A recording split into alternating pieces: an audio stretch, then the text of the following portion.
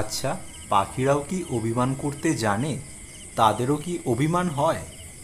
সন্ধ্যা প্রায় হয়েই গিয়েছে, কিছুটা অন্ধকার হয়ে গেছে চারিপাশ।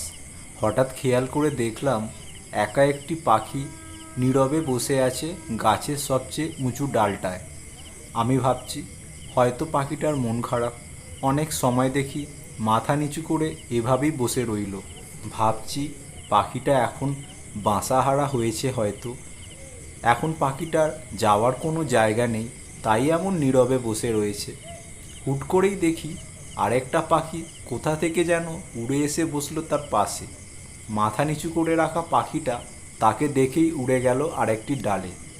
আমি ভাবলাম হয়তো পাখিটার প্রিয় মানুষ এসেছে তাকে নিতে। মন খারাপ করে বসে থাকা পাখিটা হয়তো অভিমান করে বাড়ি ছেড়ে এসেছে। ছেলে পাখিটাও হার মানার পাত্র নয়, সেও আবার দৌড়ে যায় বউ পাখিটার পিছনে।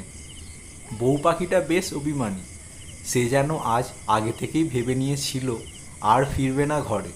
ছেলে পাখিটা অভিমান ভাঙানো কত চেষ্টা করছে, তবুও বউ পাখিটার অভিমান ভাঙছে না। তাই শেষমেশ না পেরে সেও বসে রইল বউ পাখিটার গা ঘেঁষে। দুজন হয়তো আজ মনে ভেবেই নিয়েছে গাছের ডালেই আজ রাত কাটবে। তাদের এসব মান অভিমান দেখতে দেখতে অন্ধকার ছেয়ে গেছে, আকাশ আর কিছু দেখা যাচ্ছে না।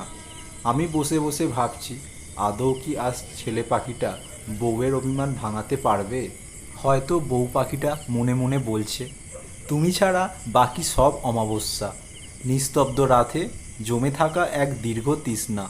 তোমার না থাকা মানে একচালা ভাঙা ঘর, যেখানে অনুভবগুলো শুধু কাঁদে নিরন্তর। তুমিই হলে আমার পূর্ণিমার চাঁদ, যার মুখ দেখে ভুলে যাই শত অভিমান। তোমার কাছে এলেই থেমে যায় ব্যথার ধারা, জীবন যেন ফিরে পায় নতুন এক ধারা।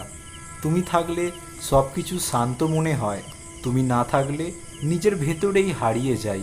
তাই বলি, তোমার থাকাটাই আমার সবচেয়ে বড় পাওনা।